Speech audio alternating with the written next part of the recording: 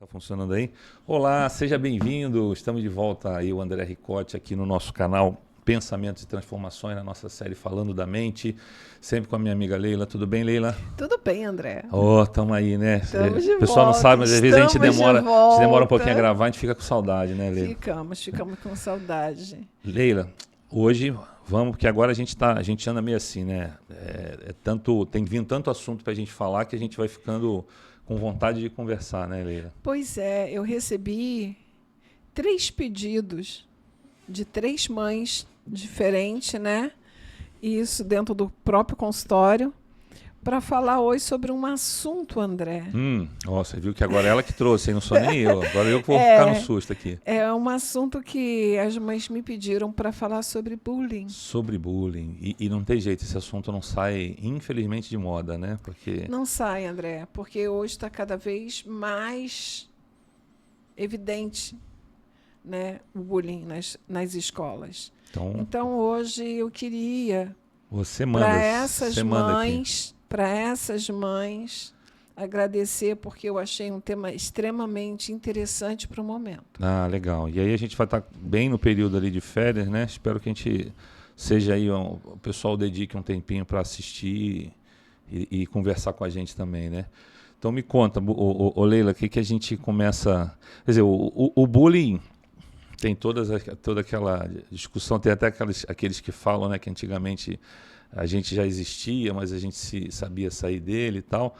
Mas o ponto não é bem o que é esse bullying, de onde ele nasce, né? Por que... Pois é. Primeiro a gente precisa compreender o que significa bullying, tá? O que é bullying? Valentão. Uhum. É uma ação repetida, tá? Uhum. Então temos uma ação repetida, um padrão de repetição. E quando a gente junta bullying, né, nós vamos ter, na realidade, são ações, é uma atividade, é um comportamento repetitivo, tá, de uma determinada pessoa que se julga valentão. Uhum. E em cima de uma outra pessoa que se julga fraco. É muito interessante. É a vítima, tá? Mas só um ponto, André, porque na maior parte do que a gente está falando disso, e você falando agora tem tudo a ver com tudo que a gente vem falando, a gente está falando aí de crianças e jovens, né? Porque normalmente quando a gente está falando de criança e a gente está falando de adolescente, é bullying. Quando a gente está falando de adulto, tá?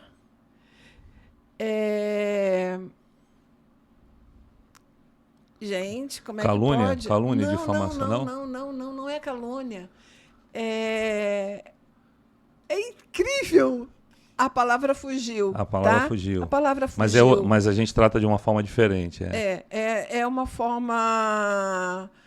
É uma forma mais agressiva, mas é uma comunicação verbal, né, que assédio moral. Eu lembrei. Assédio moral. Gente, desculpa, sim. mas é um assédio moral. Tá. Então, o assédio moral é quando a gente está, né, dentro de uma empresa, por exemplo, que a gente sofre assédio moral, que alguém já é aquele que fazia bullying lá atrás, né? Normalmente é assim, tá? E porque ainda não foi retirado desta pessoa, não foi dado a ele o conhecimento.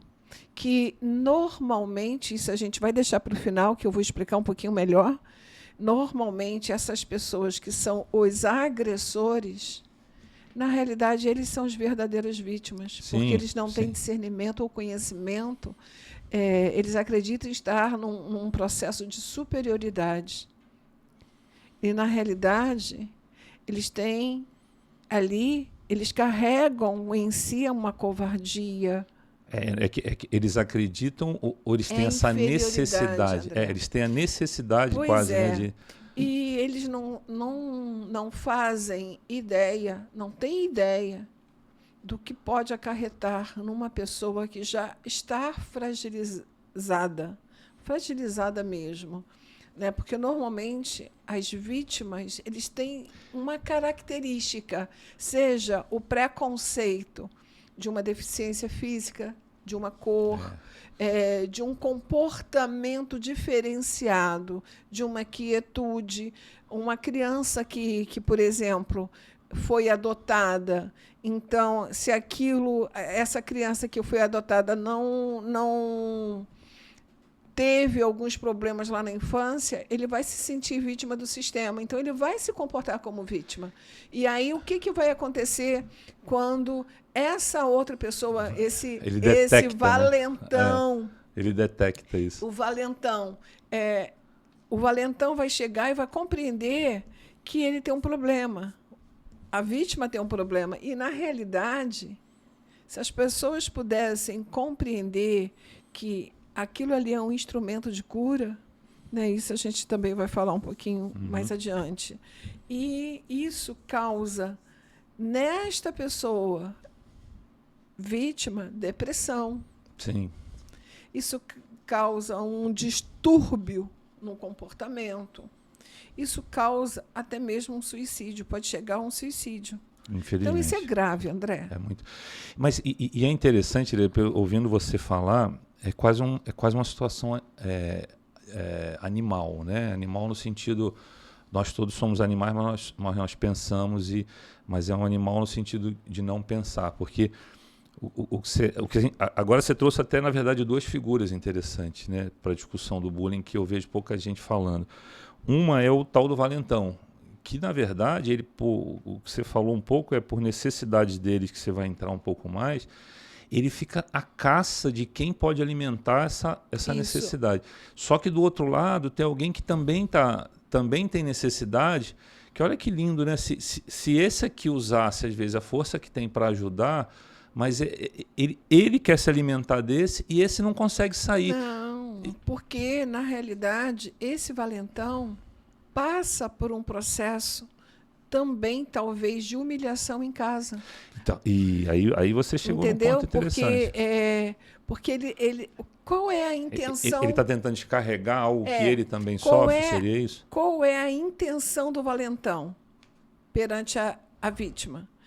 É humilhar, traumatizar, intimidar. Engraçado é que ele sem tentar nem conhecer, né? Não ele só está ali por vontade própria. Isso. Mas ele precisa, olha que interessante, para que ele possa humilhar, intimidar e traumatizar, ele precisa de um grupo atrás dele para reforçar o comportamento dele. Normalmente ele cria o bando, né? Ele cria o bando. E esse bando, ele interage e participa tão quanto esse valentão. Não significa que é só... porque foi o meu amigo, porque o meu amigo fazia isso. E você estava num grupo, você também participou. De uma forma indireta, você participou. Então, essa tendência de humilhar, de traumatizar, de intimidar, é que, na realidade, esse valentão ele se sente inferior em determinada área da vida dele. E ele vai procurar uma vítima que ele considera fraco. Por quê? Porque tem ali um determinado tipo de comportamento que é inferior. Então, ele se apega àquilo que é o futuro narcisista, tá? Uhum.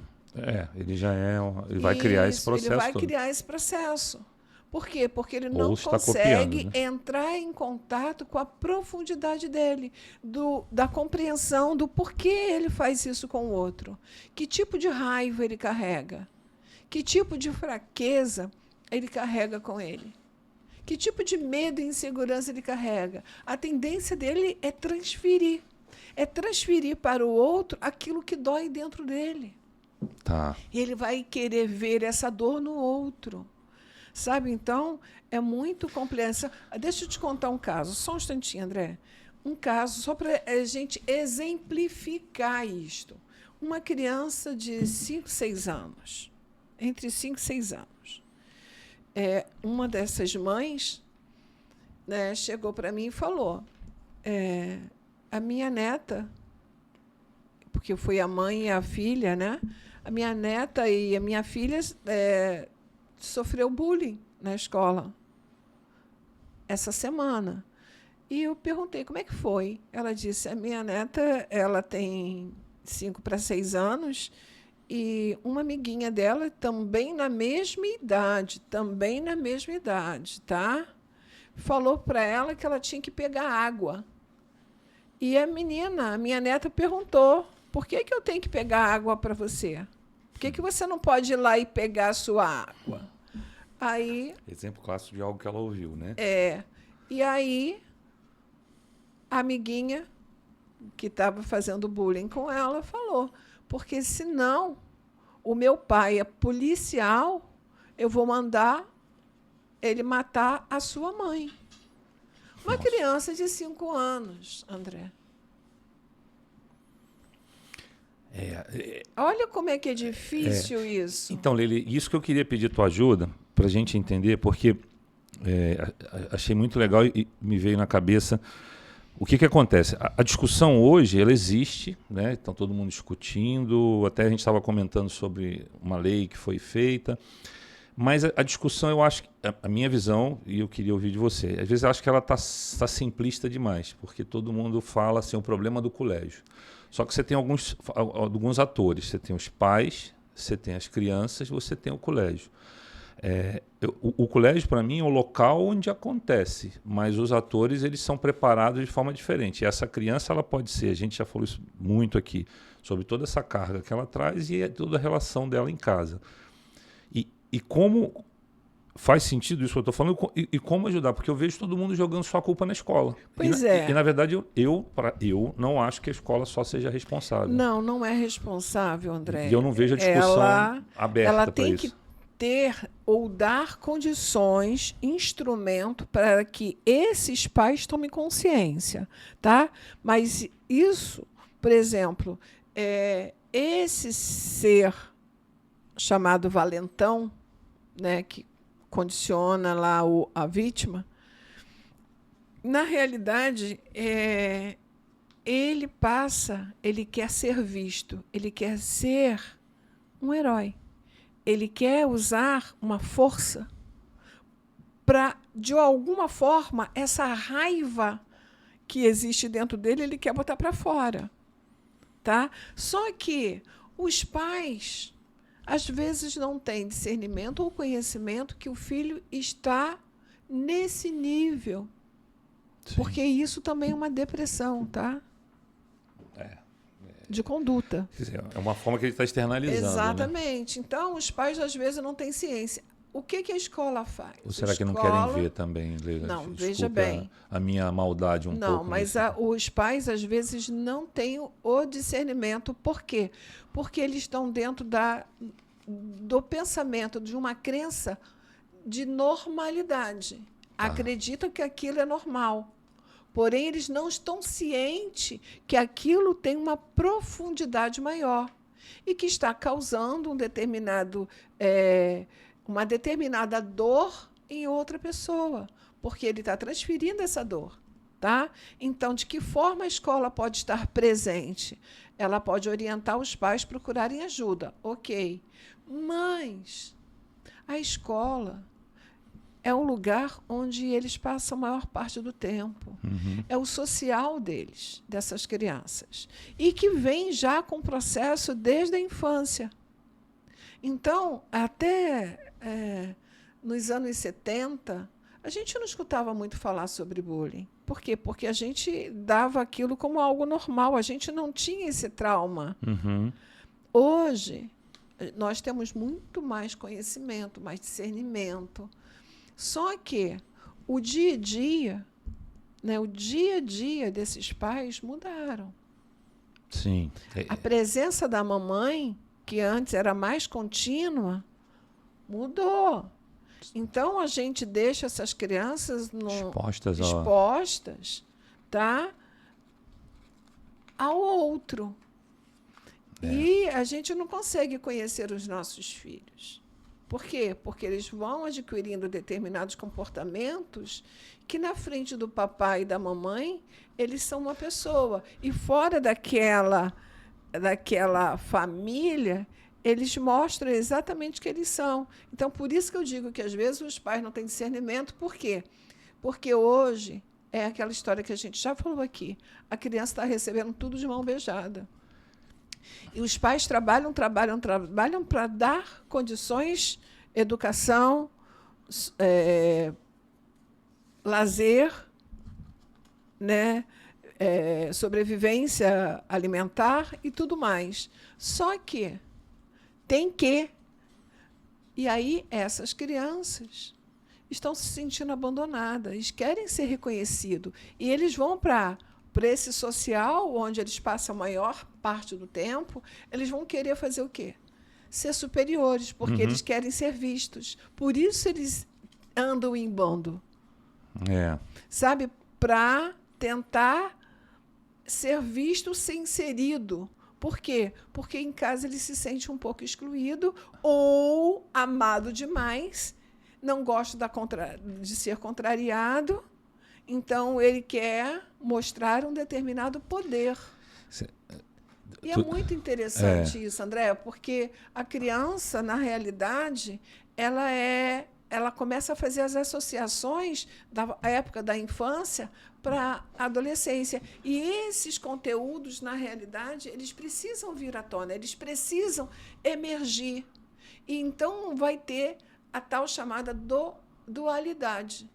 A dualidade entre qual é o caminho que eu escolho, o que eu recebi lá na infância, de que forma eu fui conduzida. Eu fui conduzida ao abandono, à rejeição, à exclusão, porque é isso que eu vou oferecer para o mundo.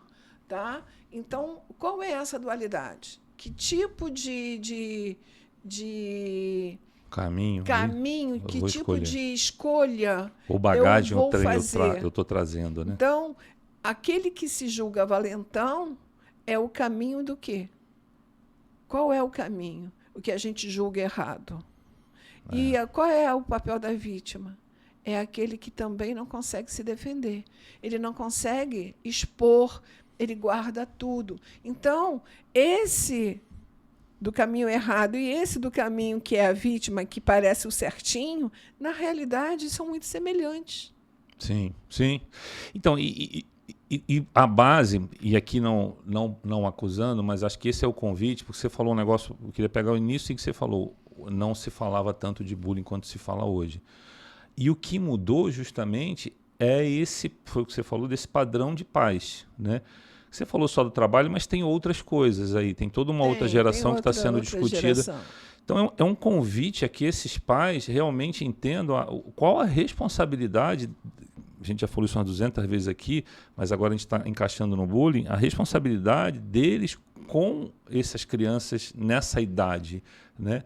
E eu me assusto porque teve uma determinada situação que aconteceu, eu estava num colégio aqui perto, e eu estava num grupo de pais e todos os pais culpavam a escola. E eu olhei para eles, eu fui quase que execrado, eu falei, mas vocês não estão entendendo que essas crianças são filhos de alguém, que elas trouxeram isso de casa, e eu não estou acusando, mas olha que oportunidade de vocês repensarem o que vocês estão fazendo, e ninguém vai pensar, né? E todo mundo queria que a escola expulsasse as crianças. Ainda isso para mim foi o que me mais machucou.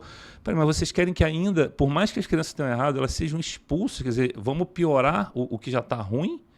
E ninguém aqui falou dos pais. Não, mas não é o pai, é a escola. André, olha só que interessante. Então, temos um primeiro ponto. Pais, temos uma oportunidade. Os pais devem participar mais. Sim. Devem participar mais e não ficar esperando que a escola resolvam as particularidades do filho, dos filhos dele. Não dá. A escola não foi feita para isso. Ela pode indicar o caminho. Olha, teu filho está com problema. Uns estão tímidos, porque sente vergonha, mas a escola não é responsável por aquela criança ser tímida, estar com vergonha e estar sofrendo ataque de um outro amiguinho que ele é como é que é? comunicativo, é o popular. É né? o popular. Ele tem o Então, mas ele popularismo. tenta ser. Criou-se até uma que ele tenta ser popular por razões, por caminhos Isso. não. Então, o que eu compreendo... Só pegando, tanto é que quando a gente pega o mais inteligente ou que estuda mais, a gente tenta criar. É o nerd. É como se fosse ruim. É um rótulo, né? Quando a gente rotula isso. Quando, na verdade, por que esse não é o popular? A gente, olha o que a gente faz. Né? O popular é aquele que tem poder sobre o outro, que é quase medieval, mas aquele que mentalmente poderia ter mais poder, a gente tenta jogar ele para um canto. Né? Veja bem, normalmente, aquelas pessoas que se sentem excluídas porque eles não estão dentro, não confere os padrões que a sociedade diz que é o padrão perfeito. Por exemplo, uma pessoa que é mais gordinha, uma pessoa de cor, uma pessoa que tem o próprio tímido, eu sempre fui muito tímido, eu sofri muito com isso. Tem características de timidez ou de vergonha. Ele, por si só, ele vai se excluir. Mas, para haver compensação, ele vai fazer o quê? Ele vai estudar mais para mostrar que ele tem competência. Então, ele vai tentar ser perfeito, ele não vai querer falhar. E ele vai se excluir da própria turma. Uhum. Então, tudo ali é aprendizado, André. Tudo, tudo, tudo. Então, os pais vão, cada um, defender os seus filhos, né? Mas não sabem que isso aí deveria se tornar um aviso, um alerta para que esses pais comecem também a trabalhar e se aprofundar mais nas características dos filhos. Por que ele é fechado? Né? Teve um que foi adotado e aí o valentão começava a maltratar ele porque já sabia que ele tinha sofrido um abandono. E abandono tem a ver com rejeição. E essa rejeição, ele foi criado, inclusive, por um parente mais próximo, vamos dizer tio ou tia, não sei, mas, de alguma forma, tá? Alguém se aproveitou daquelas características para botar esses traços de personalidade agressivo, fazer uma transferência. Por quê? Porque, na realidade, ele tenta demonstrar que ele é valentão, porque ele também, inconscientemente, ele se sente inferior, ele tem baixa autoestima. E aquele outro está incomodando ele por quê? Por que esse valentão se incomoda com aquele que foi adotado? Porque ele também se sente abandonado. Mas é engraçado, né, que a gente não promove, vai lá e ajuda, né? Eu vejo um pouco, eu gosto muito de filme, eu vejo um pouco que o cinema tem tentado trazer um pouco essa mensagem, né? São os nerds que conseguem as namoradas agora bonitas, né? Conseguem se destacar, alguns que se preocupam com o outro, mas isso não é valorizado, né? Eu não sei nem se a escola também trabalha isso, né? Vamos dizer, André, olha que interessante. O cara valentão, que tem ali aquele populismo, uma pessoa, uma menina, uma mulher inteligente, ela vai querer estar com um cara que é superficial, que zoa, que maltrata? Não. E aí ela vai buscar aquele que tem um mundo, que tem uma profundidade, que tem respeito, que não prega a humilhação, que não quer ver o mal do outro. Eu só acrescentaria aí um cuidado, que a gente está falando muito do valentão, mas infelizmente hoje as valentonas também estão se proliferando muito. E essa menina que você está colocando, ela é um bom exemplo de uma base familiar que gerou valores nela, que ela vai buscar esses valores, né? Porque do que você está falando, você falou um negócio que eu gostei muito. Eu já pensava assim, mas não tinha isso. A escola é um exercício de socialização. né? Era a segunda base. A minha neta mais velha já foi para a creche e os outros 2 estão indo agora. E é assustador como a gente vê o progresso dela de socializar, de olhar para outras crianças e brincar.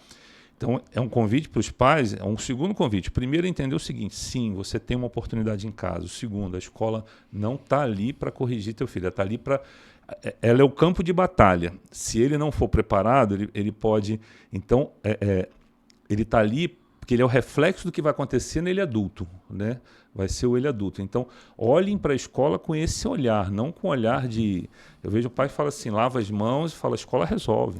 Mas, André, olha só. Ao invés disso, os pais começam a brigar uns com os outros. Sim. Porque toma a dor do filho. E aí começa uma briga.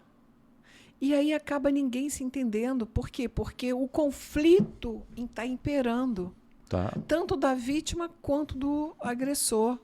Então, o que pode ser feito? De que forma a gente pode auxiliar? Ótima pergunta. Tá? O que eu percebo é que esses grupos de pais, porque hoje em dia as escolas têm um grupo, né? Grupo de pais e mães que acompanham estas crianças. Então, por que não se organizarem e começarem, pais e filhos juntos, aprenderem juntos, tá? Convidar um palestrante, fazer uma reunião nos seus condomínios, fazer algo que tenha uma tomada de consciência. É uma tomada de consciência para ambos. Não adianta a gente ficar aqui apontando o mais fraco e o mais forte. Porque a dualidade existe em todos os níveis, do micro e do macrosistema. Então, esse microsistema que somos nós, tá? E que nós estamos buscando hoje uma conduta melhor, uma autorrealização para nós pais e para com os nossos filhos, mas de que forma? Porque os valores que estão fora estão invertidos. Então, se nós temos um pouquinho de consciência e que a gente preza o respeito, que a gente preza um social saudável, né? A gente tem que começar a trabalhar em cima e parar de transferir responsabilidade para o outro.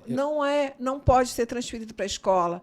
Temos que começar a construir, tá? Levar para as nossas bases tomada de consciência. Você me lembrou, essa ideia é fantástica, eu tenho um convite para te fazer. 2 coisas. Eu tenho trabalhado muito com a escola e está um boom de venda de cursos e treinamentos socioeducacionais. De novo, eu tento tratar o fim, a consequência, mas não a causa. Isso, na minha visão, vai adiantar muito pouco, porque eu mudo o filho, ele volta para casa e... eu tive uma vez, conheci uma pessoa que era drogada, era mó barato. Ele saía, a mãe pegava, botava ele num bairro, ele melhorava, ele voltava para casa. Ele me falou isso, quando eu volto, em uma semana eu estou drogado de novo, porque eu volto para um meio que... Então não adianta me tratar, eu tenho que sair dali. Então esse é o primeiro ponto. O segundo ponto, até me lembrei, agora você falou isso, eu tenho o meu cunhado, que está morando até em Orlando, o grupo de pais brasileiros fizeram isso, Leila, já são mais de quase 30 crianças com os pais, eles fazem esse tipo de reunião e está muito interessante, que a discussão é justamente sobre bullying. E aí um convite, Leila, por que a gente não... Você acha da gente... Não, eu estou aberta. Convidar as escolas para fazer... Porque sabe qual é o meu maior medo e qual é a maior dificuldade? São os pais. Porque eu ouço muito dos pais o seguinte, eu não tenho tempo. E sabe onde está o ponto? São muitos pais que não querem ser pais, eles querem continuar jovens. Eles não têm tempo, mas sábado todos querem ficar no churrasco até tarde bebendo. Mas não querem gastar 1 hora para ir no colégio fazer esse tipo de conversa. Mas aí que está, André.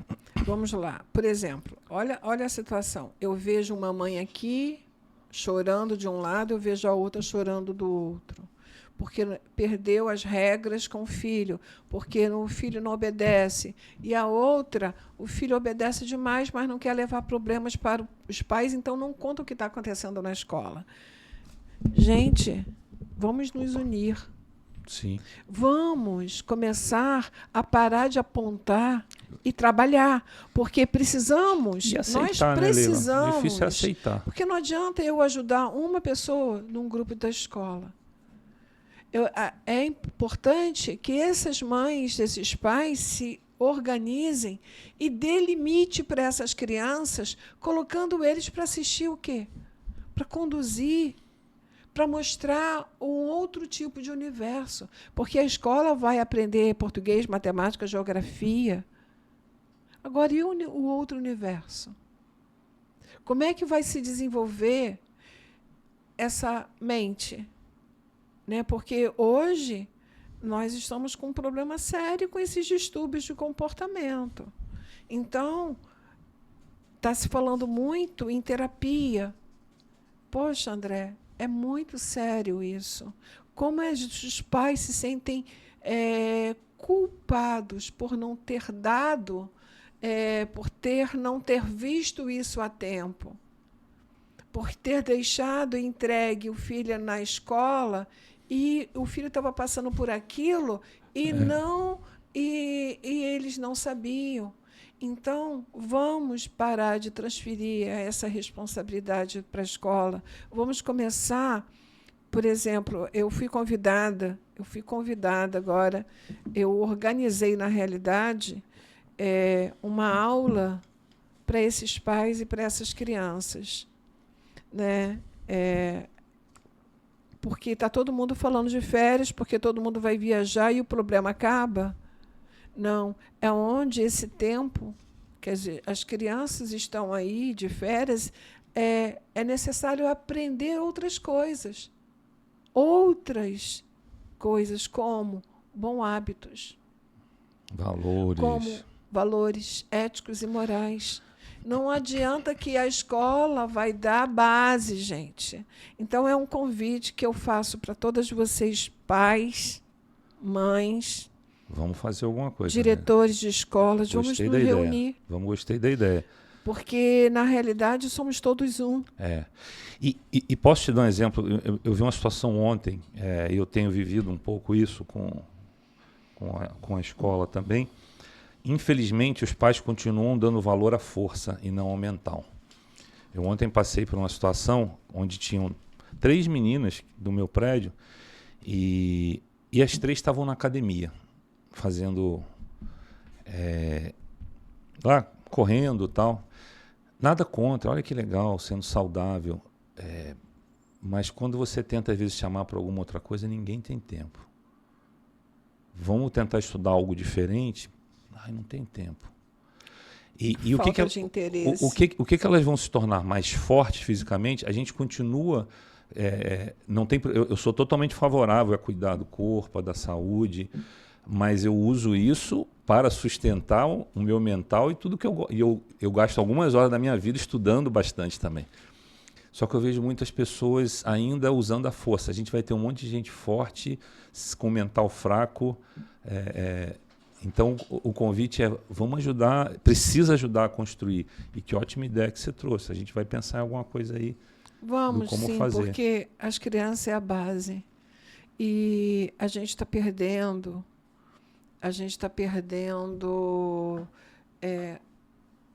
O eixo, a gente está perdendo o limite, as leis, as ordens. Os pais não conseguem mais porque os filhos estão mandando nesses pais. Sim, esse para mim. E eles, por conta já de estar deixando esses filhos por conta do ter que dar a sobrevivência, acaba se sentindo culpado. E dentro da culpa acaba facilitando tudo.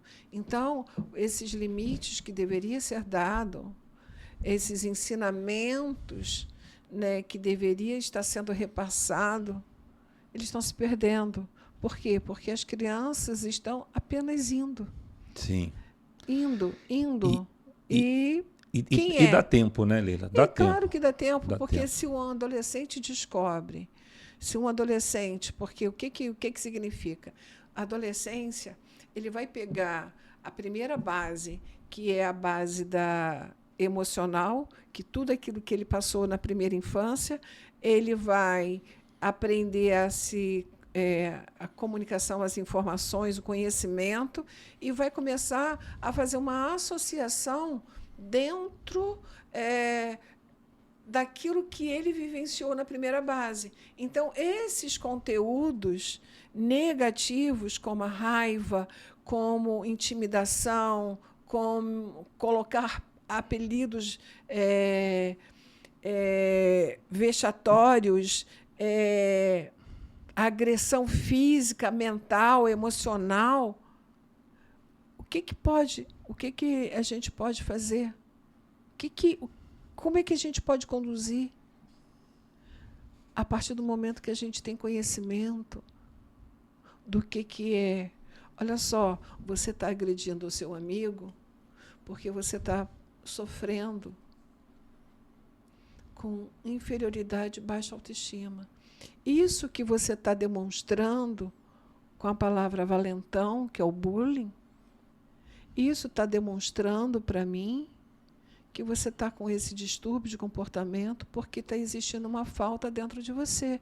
Vamos buscar essa falta, vamos compreender essa raiva, vamos compreender quem é você e o que você vai escolher a partir do momento em que você tem o conhecimento que isso aqui que você está fazendo hoje pode levar você um adulto de amanhã que não tem como mais voltar, porque o narcisista não mais consegue voltar.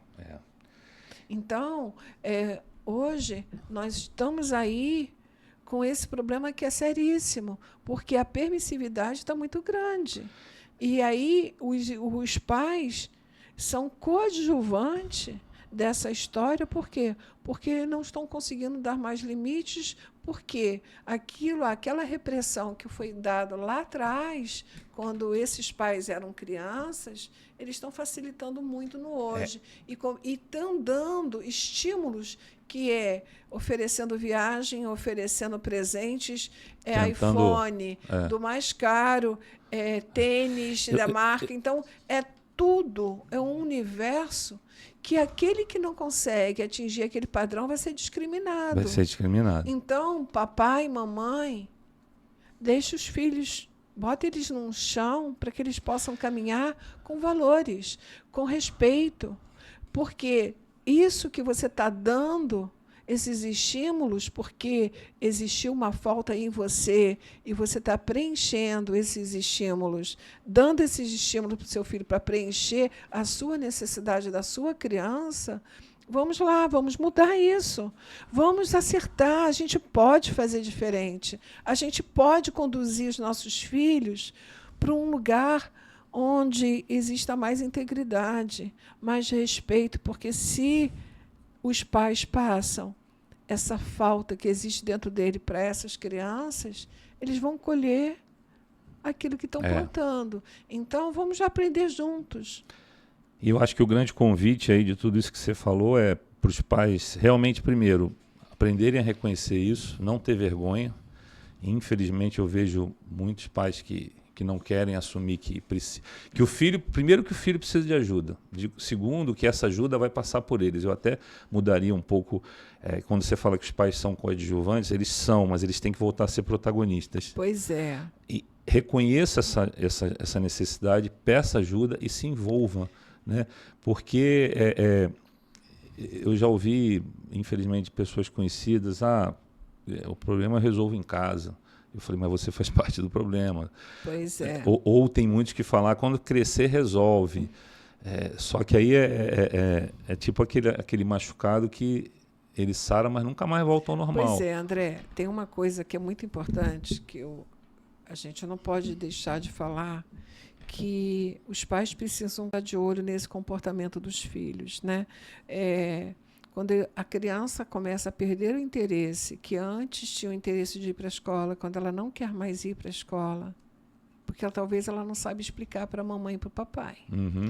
Né? Quando ela se sente excluída, quando ela se sente, quando ela tem um isolamento social, quando ela tem a baixa autoestima, quando ela tem um complexo de inferioridade, quando a vergonha está superior a esses deveres e responsabilidades que são dados para essa criança, os medos excessivos, essa transferência que o outro é sempre responsável pelas dores, né, que carrega, a correria do dia a dia, das várias tarefas, onde essa criança não tem tempo para lazer, não tem tempo para estar junto com a família, né? Uma das coisas que eu criei 3 filhos, né? E uma das coisas que eu posso hoje identificar é que, por exemplo, quando eu era sozinha com eles 3 e eu não deixava eles comerem vendo televisão. Tinha que estar todo mundo na hora do almoço, na hora do jantar e na hora dos lanches na mesa. Aparelhos eletrônicos não podia existir naquela época, tá? Não existia. Então, o que hoje eu vejo? A criança, para comer, tem que botar uma televisão ou botar um telefone para que elas possam comer automaticamente. Elas não percebem nem o sabor da comida, elas não têm o prazer, porque elas estão ali no vício da tela. É muito complicado. Então, isso é como se os pais estivessem injetando drogas. Muito complicado isso. Eu brinco, Leila, que o ser pai subiu a barra também, dá mais trabalho realmente, né? Porque você tem muito estímulo, você tem muita coisa para ajudar, mas essas coisas tanto ajudam quanto atrapalham. Ontem eu vi um negócio que eu estava até rindo, que era uma pessoa falando, eu gosto muito até do Guilherme Freire, e ele estava falando sobre isso. Ele falou assim: eu vejo pais que ficam tentando fazer a melhor alimentação do mundo, mas deixam o filho seguir uma influência da vida que come bobagem o dia todo e fica mostrando isso. E não consegue entender por que ele não quer comer bem. Eu falei, então não adianta. Ele falou assim, ou você educa em casa ou você deixa o outro educar, entendeu? E é verdade, né? Hoje, esses jovens, eles... às vezes eu chego com um sobrinho, um pequenininho, ele pede para ver um negócio que eu não imaginava. Então tem crianças dizendo o que você vai vestir, o que você vai comer, como você vai se portar. E um outro detalhe que é muito importante, que a gente não pode deixar de falar, é que essas crianças de hoje vão virar um adulto de amanhã. Sim. E isso vai afetar muito na carreira profissional dessas crianças, porque básico, a pessoa que está recebendo tudo nas mãos e que não consegue fazer planos para poder correr atrás de alguma coisa, né, que essa competitividade, ele sabendo que os pais têm uma determinada condição e que vai ser herdeiro de alguma coisa, ou aqueles que não têm muito recurso, ele sonha, ele programa, ele imagina, e ele sabe que ele vai precisar correr atrás para adquirir aquilo. Então, ele vai ter uma profundidade maior. Mas aqueles pais que dão tudo, qual é o estímulo que eles estão dando para os filhos em buscarem alguma coisa? Então, isso vai afetar muito o desenvolvimento dessa criança e nós vamos ter um adulto sem estímulo nenhum para nada. Qualquer coisa serve. E é complicado, porque eles estão acostumados com um nível X e não recebem uma contrariedade, uma frustração, e quando a gente vê, ele está lá dentro de um sistema que eu não entendo por que minha filha ou meu filho não tem uma namorada, porque se for ter uma namorada construtiva, com profundidade, não vai aceitar um cara raso. E vice-versa. E você quer ver um negócio, acho que até para a gente encerrar, porque já está... Isso. Isso tudo que você falou, o quanto hoje é real, está se falando muito dessa geração Z, da dificuldade e tal. Só que a culpa não é da geração Z, a culpa é da geração anterior, que são esses pais que já passaram por todo esse processo e eles criaram a geração Z. E a próxima geração, que já tem um nome, daqui a pouco vai ser criada por essa, que vai ser pior ainda. Né? Mas existe, você sabe que... É que eu vejo que a gente separa como se fossem crianças, a gente esquece que eles vão ser adultos e pais. Né? Tudo é uma curva. Tudo é um círculo, é uma curva. E as retas se constroem dentro desse círculo. Chega uma hora que as duas forças vão bater e vai explodir. Então, aí a gente dá o reset, né? Que é o começar novamente. Então, a gente vai precisar perder para poder reconstruir. Infelizmente. Então, é isso aí, André. E fica aí para todos vocês que estão escutando, vamos organizar juntas, vamos começar hoje a trabalhar juntas. Somos ajuda, todos somos uma a mão. corrente. E vamos construir. Se a escola não está dando a palestra com uma determinada profundidade que vocês querem, vamos lá, vamos juntos, vamos fazer isso juntos, vamos alinhar juntos, vamos reunir pai e mãe e vamos alinhar junto esse processo de interesse de ambos. Esse exemplo até que eu te passei, ele não é nem na escola, foi uma comunidade, a comunidade fez, tá? Então fica o convite também, às vezes no seu prédio, no seu grupo de amigos. Vai ser um prazer a gente poder ajudar nisso aí. Esse movimento. Agora, tá, aceitem, né? Aceitem que precisa de ajuda, não tenham vergonha. Leila, super obrigado. Obrigada, Assunto André. bom, profundo. Acho que, quem sabe, vale a gente falar mais dele depois. Eu tenho algumas ideias aqui, a gente vai falando, tá bom? Encerramos ou não? Acabamos? Encerramos, André. Então, Leila, super obrigado mais uma vez. Obrigada. E é sempre um prazer, porque é doação, né? O que nós podemos dar? É isso aí. É a forma como a gente pode participar um pouquinho Um com pouquinho. o outro. É isso aí, esse é o nosso propósito. Esse é o nosso propósito. Obrigado, Leila. Até a próxima. Grande abraço aí para todo mundo.